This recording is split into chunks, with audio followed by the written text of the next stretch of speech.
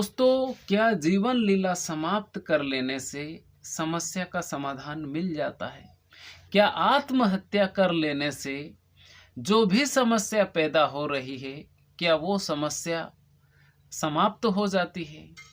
जो लोग आत्महत्या करते हैं या जिन लोगों ने आत्महत्या की है, क्या उनकी समस्या का समाधान मिल गया है? क्या समस्या पूरी हल हो गई है? एक ऐसी सच्ची कहानी मैं आपको सुनाने जा रहा हूँ। और जो आत्महत्या, क्योंकि ऐसे ख्याल कई बार लोगों के दिमाग में आते हैं, मेरे भी दिमाग में आए। उसका रीज़न यही होता है कि किसी से लड़ाई झगड़ा हो जाता है, घर परिवार में लड़ाई झगड़ा हो जाता है, उस कारण भी कभी कभी ख्याल आता है। कर्ज ज़्यादा बढ़ जाता है, उसके कारण भी ऐसे ख्याल आते हैं और लोग आत्महत्या करते हैं। किसान लोग ज़्यादातर किसान लोगों के दिमाग में ऐसे ख्याल आते हैं, क्योंकि पहली फसल बोई और वो किसी कारण, चाहे खरपतवार ज़्यादा हो गया या कीटनाशक की दवाई का छिड़काव, ये सब चीज़ें हो गई, फसल बर्बाद हो गई।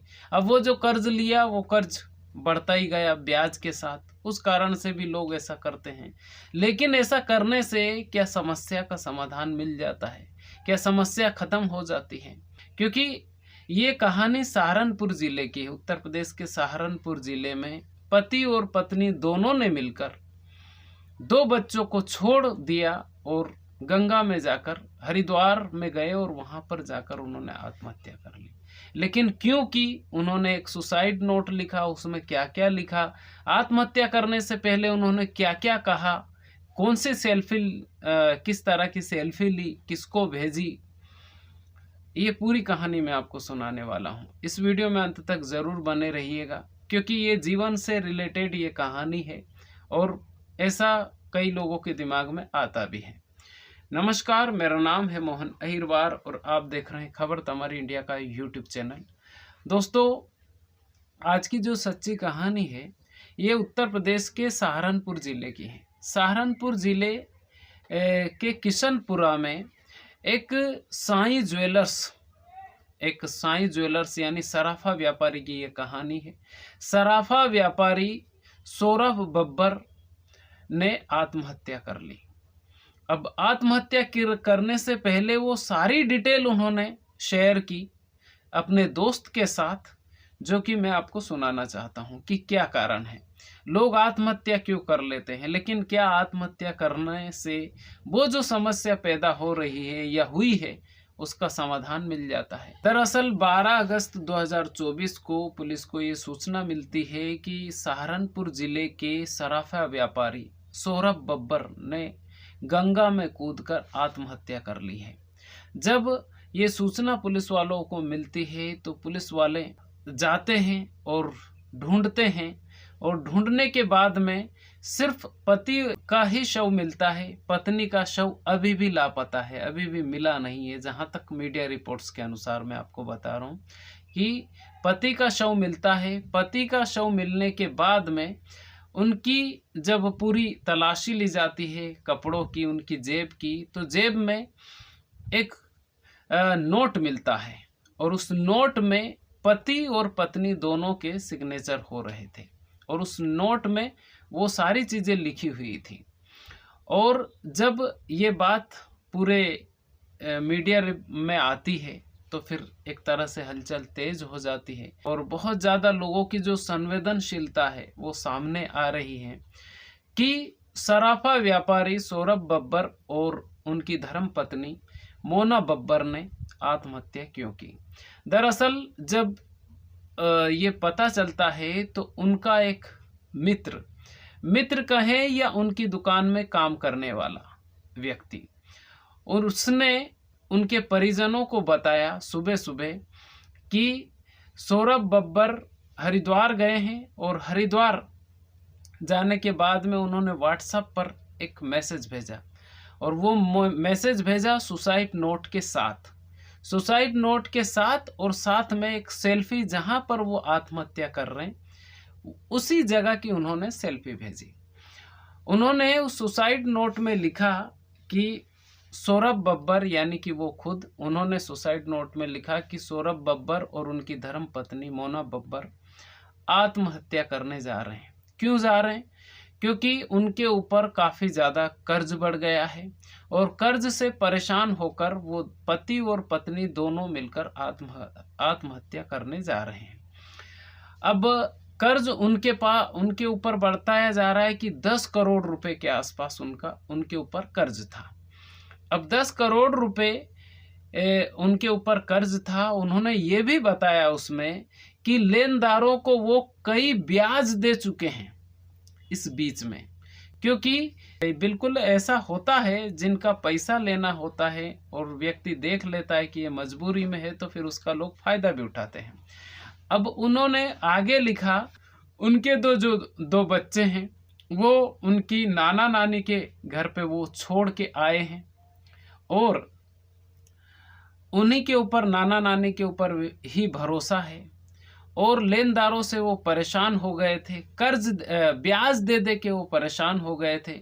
उनकी जो प्रॉपर्टी है किशनपुरा में, दुकान मकान, वो सब उनके बच्चों के लिए है, ऐसा उन्होंने लिखा। और उसके बाद में अपने दोस्त को ये मैसेज किया जहाँ से वो आत्महत्या करेंगे वहाँ पर उस जगह की वो सेल्फी भेजेंगे और सेल्फी लेने के बाद में फिर उनके परिजनों को बता देना और उनके बच्चों का ख्याल रखें, और ये सारी चीज़ें उसमें लिखी हुई है। अब उसके बाद में वो 3:30 बजे यानी रात में 3:30 बजे उन्होंने वो जो सुसाइड नोट लिखा उसका फोटो भेजा साथ में, और ये भेजा किसको? उनकी दुकान में कोई व्यक्ति काम करता था उसको भेजा।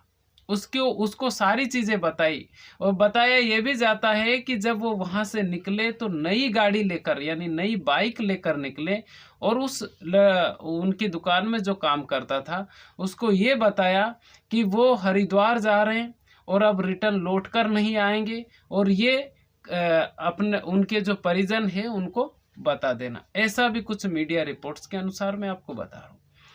लेकिन अब सौरभ बब्बर और मोना बब्बर इस दुनिया में नहीं रहे, क्योंकि वो सराफा व्यापारी थे और उनके ऊपर 10 करोड़ रुपए से ऊपर का कर्ज हो गया था।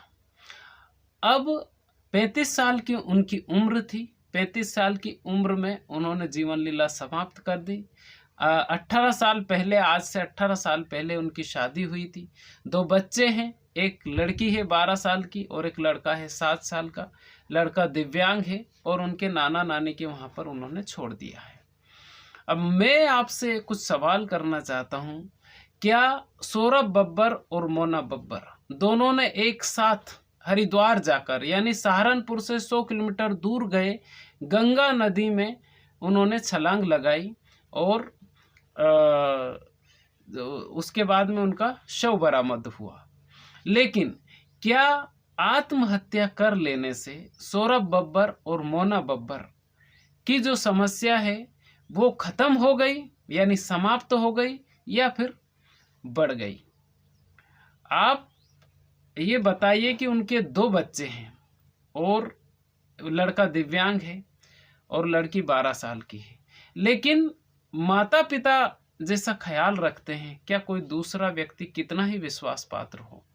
जब तक नाना नानी है तब तक ही ऐसा चला, क्योंकि नाना नानी के भी बच्चे होंगे, उनकी भी बहू होगी। सिर्फ ये दिखावा होता है 6 महीने तक का, उसके बाद में माँ बाप नहीं होने से बच्चों की हालत लोग कैसी कर देते हैं, यह आपने भी आजू बाजू में कहीं तो देखा होगा। सौरभ बब्बर चाहते तो उसका हल और कुछ भी निकाल सकते थे, किसी से शेयर करते कि ये बात है, दुकान था उनके पास, मकान था उनके पास में, सराफा में साईं ज्वेलर्स की जो दुकान थी उसमें भी कुछ होगा, कहीं ना कहीं से तो हल निकल सकता था यार।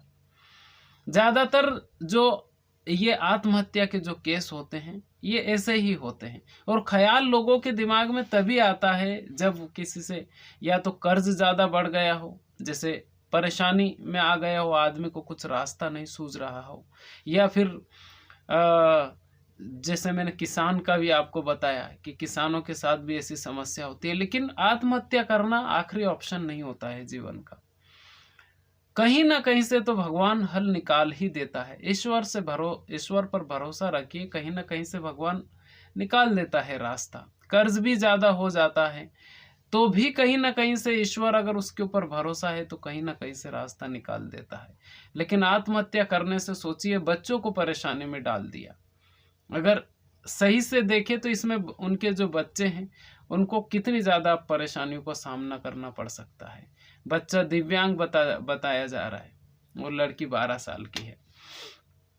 आत्महत्या करने से कितनी ज़्यादा समस्या, और ये जो ख्याल आते हैं आत्महत्या वाला, ये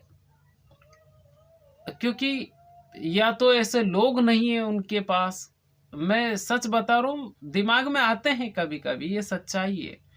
किसानों के दिमाग में ऐसे ख्याल भी आते हैं। जाते ही आपने सुना होगा कि किसान लोग के बहुत सारे ऐसे केस आते हैं सामने, ऐसी घटनाएं होती है। लड़ाई झगड़े में भी ऐसी बहुत बार घटनाएं सामने आती है। पति पत्नी के केस में भी ऐसा होता है। लेकिन अगर किसी से झगड़ा हो गया है या कर्ज भी ज़्यादा बढ़ गया है तो ईश्वर के ऊपर, क्योंकि आखिरी ऑप्शन ईश्वर ही होता है, उसके ऊपर भरोसा रखिए। ईश्वर कहीं ना कहीं से तो रास्ता जरूर निकालता है यार। किसी से शेयर कीजिए। अब पत्नी को भी मना लिया, आप सोचिए, सौरभ बब्बर जी ने पत्नी को भी मना लिया। पति पत्नी दोनों एक साथ गए, सेल्फी एक साथ ली और उसके बाद में फिर नहर में कूद गए वो। ये कोई पहला केस नहीं है ऐसा, ऐसे केस पहले भी कई हुए हैं। लेकिन जीवन लीला समाप्त करना आखिरी ऑप्शन नहीं होता है। समस्या घटती नहीं है, बल्कि उसके बाद में समस्या और बढ़ जाती है। आपके पीछे जितने भी लोग होते हैं सारे लोग परेशान हो जाते हैं, और ख़ास तौर से उन जो आपके पीछे आपके बच्चे हैं उनको सबसे ज़्यादा समस्याओं का सामना करना पड़ता है। लोग धुतकारते हैं यार, सच्चाई बता रहा हूँ मैं। लोग धुतकारते हैं माता पिता के ना होने पर। लोग बच्चों को कैसे कैसे रिएक्ट करते हैं, चाहे वो नाना नानी के साथ रहे, चाहे दादा दादी के साथ रहे, क्योंकि उनकी जो बहुएं आती है वो किस तरह से रिएक्ट करते हैं, ये मैंने करीब से देखा, इसलिए मैं आपको बता रहा हूँ। इसलिए आखिरी ऑप्शन नहीं होता है जीवन लीला समाप्त करना। लेकिन अब सौरभ बब्बर और मोना बब्बर इस दुनिया में नहीं रहे हैं तो क्या बोल सकते हैं। दोस्तों, इस कहानी को सुनाने का मकसद किसी के दिल को ठेस पहुंचाना नहीं, बल्कि आपको जागरूक करना है। ये वीडियो आपको कैसा लगा आप हमें कमेंट करके ज़रूर बताइए। शेयर कीजिए इस वीडियो को, और चैनल पर पहली बार हैं चैनल को सब्सक्राइब जरूर कर लीजिए। खुश रहिए, अपने माता पिता का ख्याल रखिए। अगर आपके घर में आपके दादा दादी हो तो 24 घंटे में 1 घंटा आप उनके पास जरूर बैठिए, क्योंकि वो जो आपको नॉलेज दे सकते हैं, वो जो आपको संस्कार दे सकते हैं, दुनिया की कोई यूनिवर्सिटी, कोई स्कूल कॉलेज ऐसे संस्कार नहीं दे सकते जैसे संस्कार हमारे घर के बड़े बुजुर्ग दे सकते हैं। तो खुश रहिए। बहुत बहुत धन्यवाद आपका।